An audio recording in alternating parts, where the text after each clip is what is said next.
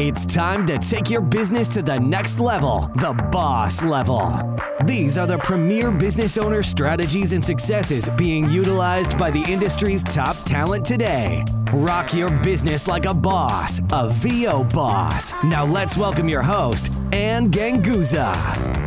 Hey everyone, welcome to the VO Boss Podcast. I'm your host, Ann Ganguzza, along with special guest co-host Queen Bee, Liz Atherton. Hey Liz. Hey, Ann, it gets me every time you say that. That's awesome. The Queen Bee, oh my word. The Queen Bee Liz. Okay, That's Liz. just so funny. I'm ready. I got questions for you. Okay. Do it. As a voice talent, I'm pretty used to just, getting a script and going in my booth and recording and then submitting the files to my client. But I don't know much more. I mean, I've not been involved in the casting process. And I think that as voice talents, it's so important for us to fully understand what is involved in all aspects of the job in which we work. And I know that you have a lot of experience in casting, and I thought we could maybe talk about the many sides of casting today. Let's do it. So when a project comes your way, it's already been in the pike for a while. Right? So you've got a client at an ad agency who says, I want to go create, I want to buy some advertising and I want to put a splash out there for my project. Then you've got people in there that write the copy. And then they get it all ready. Then it goes to casting. And it depends on how big the project is, but usually they'll seek out several casting directors. They'll get one. They'll bond with that casting director, and they're off. That casting director, their job then is to take the words of what the producer or the person at the ad agency is looking for and translate that into something to find the right voice for them, right? So can I just interject? Yeah. Before it gets to the ad agency, there's got to be a company, right, that has a product. Right. That then reaches out to an ad agency. Correct. So typically the purpose, and I'm going back just a step back further to you, because again, I come at it from, more of a not just commercial, but, all different genres. So I want to make sure that I'm understanding the process. So the client will contact the ad agency, but typically it's for commercial that would be broadcast. Is that correct? Correct. So the things that get cast typically are commercials. Well, actually, all aspects of voiceover, they can look out, do a search, but also movies, animation, promos, all of those kinds of things, different areas that voiceover can be cast, right? Okay. And depending on the budget is when they engage the services of a casting director.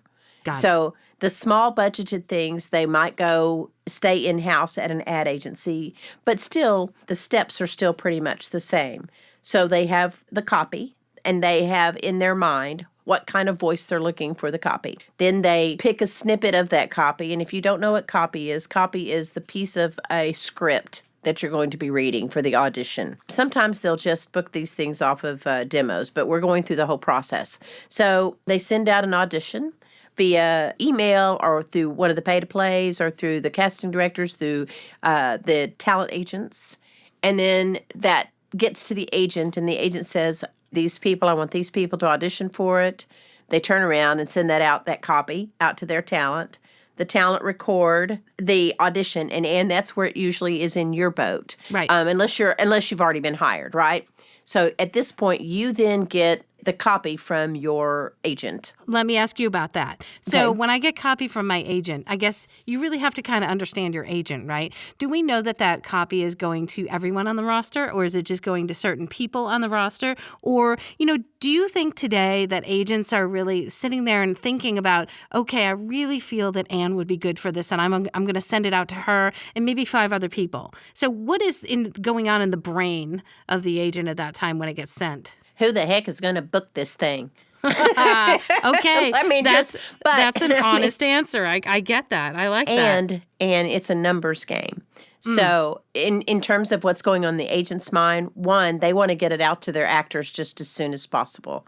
I mean, the second that copy it presents itself, they want to hit a button that says, boom, I'm sent that out to my talent now so that my talent can have it first in, first out. Because imagine, Ann, you've got 10 agencies that have been invited for a project, and they've each got 100 actors, right? And let's just say 50 of them, and there are the ones that are going to audition. So now you've got 50 times 10. You've got 500 potential people competing for that one spot. Well, that engineer or whoever the casting director is, you'd like to think that they're going to listen through all 500 of them. And I'm sure that they would tell you they do. But if it were me and I'm, what if in the first 30 listens, I had 12 great choices? Right. Right? What then if? It becomes overwhelming. Exactly. It's an overwhelming choice. It is. You send those 12 off to your client. You say, were any of these due? And listen, I'm not speaking for any casting directors here, not trying to get anybody angry. It's just human nature. Sure, so absolutely. As an agent, my goal was to get those auditions back into the ears just as soon as possible. Quicker. Quicker. And to get that short list quicker. And actually, I think that it's important to note. I always think that we, as talent, should just go through our own casting process and go ahead and this should be a really cool project for us, Liz.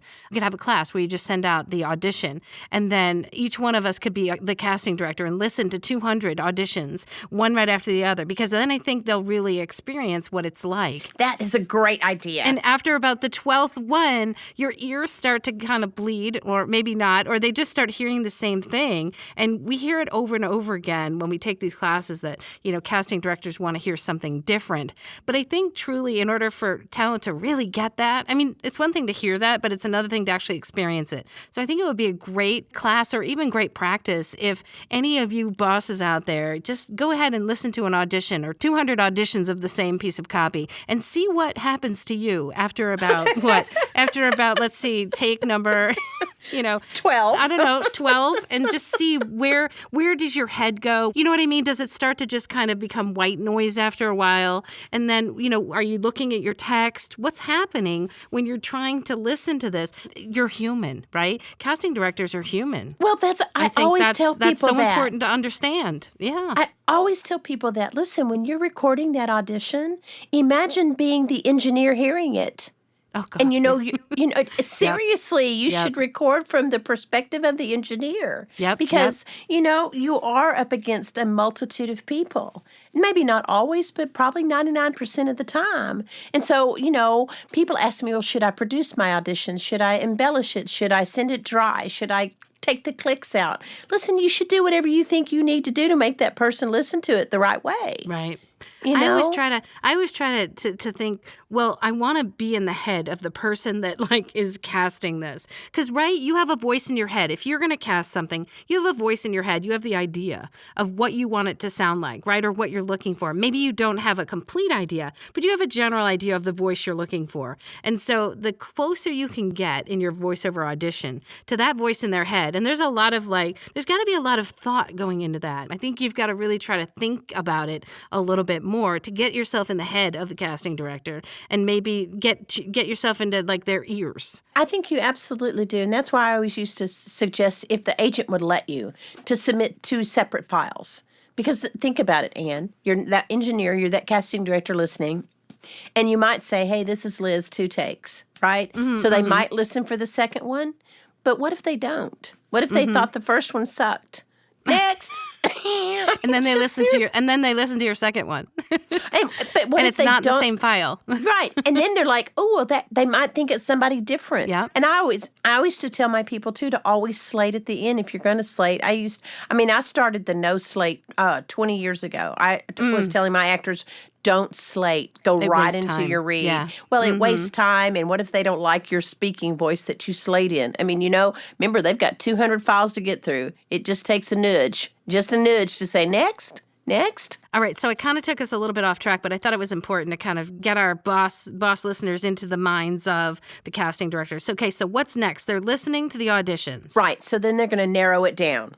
They're going to pick They're going to narrow it down to, I don't know, 10, 15. It depends. Is this the casting director or the agent? Or does the agent do some of the work first before they pass it off to the casting director? Well, a good agent does. And listen, I don't want to say that agents that don't do it aren't good, because it just depends. If you've sent that out to your 5 steadies and every single time you get a solid audition, sure. Are you going to sit and listen through that one? Probably not. But if you've got new people on your roster, or you've made it a big, large send to a lot of your roster, you have to listen through some of it, because if you do not, people send up some crazy stuff. People send up some crazy stuff, or sometimes they don't even check their audio file and it stinks. And you're like, seriously? Yeah, are you not paying attention to what's going up? Because as an agent, whatever you send over to the casting director is reflective of your agency. Sure. Agent horror stories, I can imagine. Yes. Agent horror stories of auditions that have come in that you don't even realize what had got sent in. Oh, and just some of them are funny, I'm just saying. But so yes, there's like a pre-casting at the agent level, and then it gets to the casting director, and they've got several agencies they're listening from, right? So, that's what I'm saying. First in counts. So, again, if your agency is on top of things, or you're on top of things, whatever the case may be, and you're the first one that they're getting to listen to, you have a real advantage. So then question.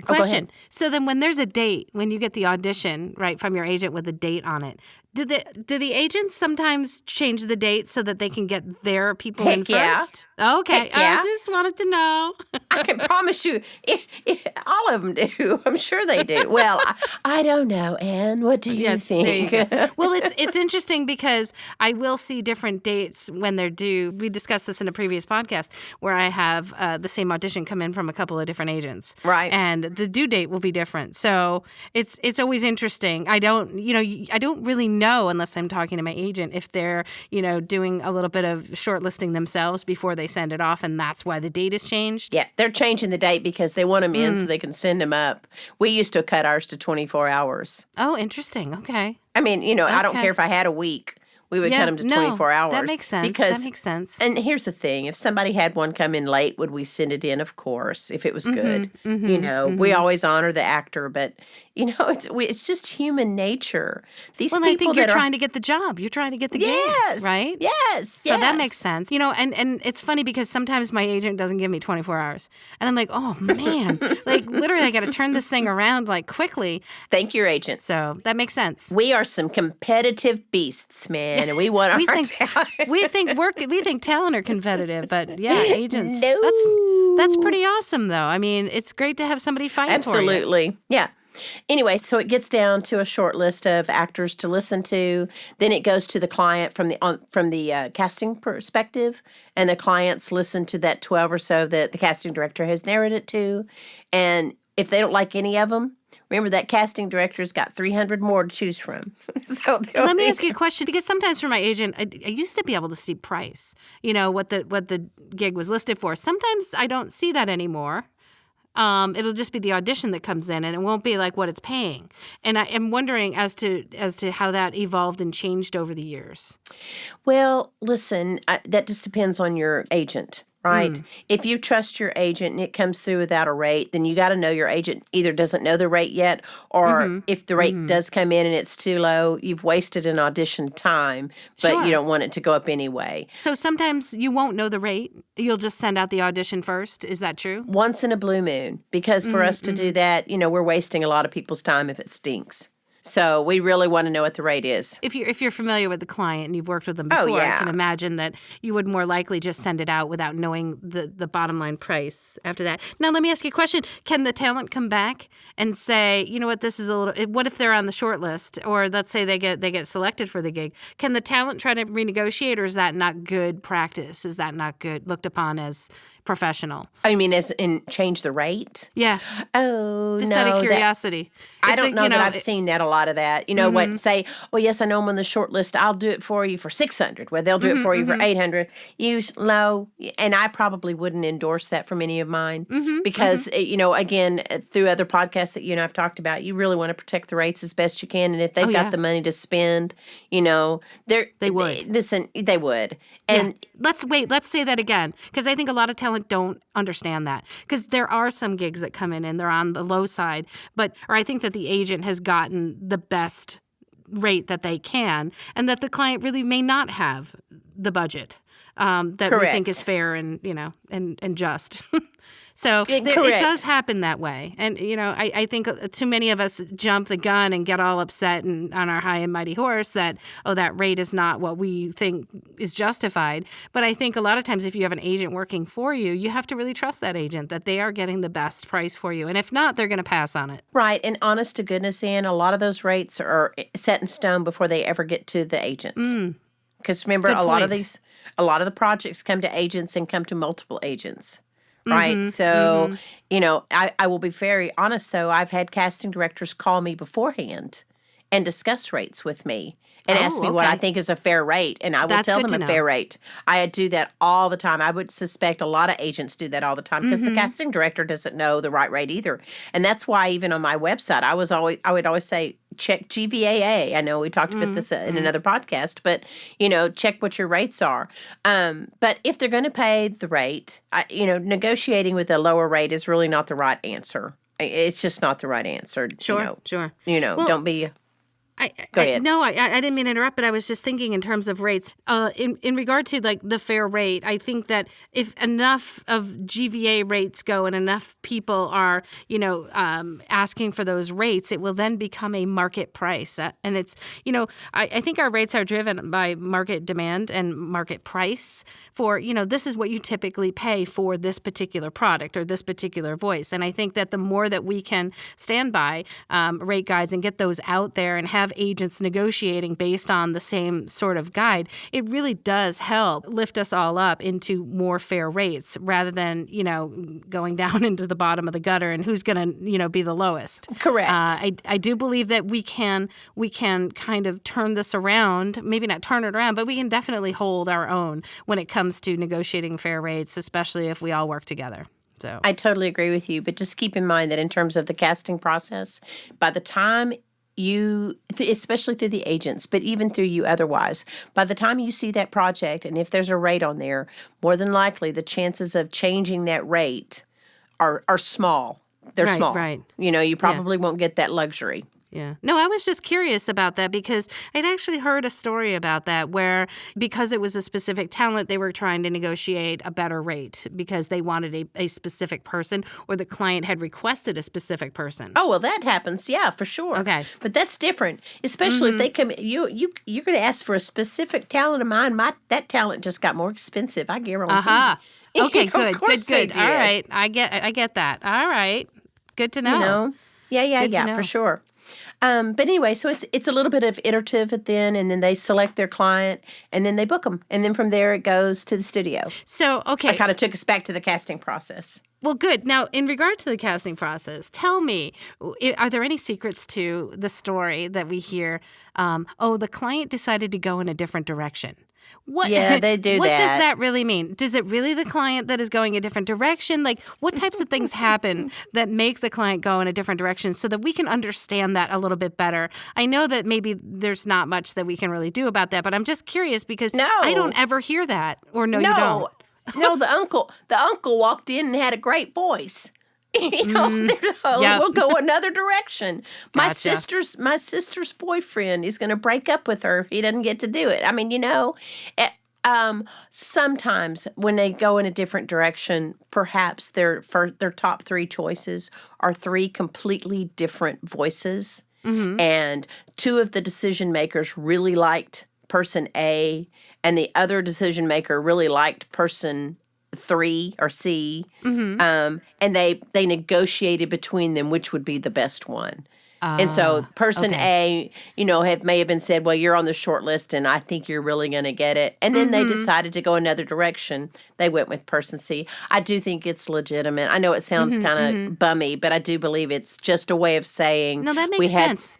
That we there's had multiple three choices. People. Yeah, and there's multiple people in on the decision. Okay. That's good to know because sometimes I think in my limited, knowledge of the process that I think that there's one person making a decision, but you're right. I mean, that's silly for me to think that. There are multiple people usually deciding. You got the casting director who is, a smart ad agency will listen to their casting director because the casting director does this day in and day out and can really help, right? So they're gonna have their favorites that they liked for this read. then you're going to several decision makers typically on the other side, and they all have to agree. And that really is just they narrow it down and then they change their mind. Wow, Liz, that was really great. It shed a lot of light on the casting process, and I think that we can all be better voice talent and better business people for that. So thank you so much for clarifying all those questions that I had. My pleasure. Giving a great big shout out to our sponsor, IPDTL. You too can connect and network like a boss, like Liz and I are. Find out more at IPDTL.com. You guys have a great week. And we'll see you next week. Thanks, Ann. Take care, everybody. All right. Bye-bye. Join us next week for another edition of VO Boss with your host, Ann Ganguzza. And take your business to the next level. Sign up for our mailing list at voboss.com and receive exclusive content, industry revolutionizing tips and strategies, and new ways to rock your business like a boss. Redistribution with permission, coast-to-coast connectivity via IPDTL. I'd like to talk to you. Oh my God, who's calling me? What is that? It's an 800 number. I didn't realize it would come through my iPad. It's okay, we'll start this over. Hey, Ann. Hey, Ann, how are you? La, I'm your la, 1-800 la, number. I'm going to wait for this. I'm going to decline it here. Let's see, that should stop. Okay, good. Now that we know that can happen. All right, so we're going to start from the beginning.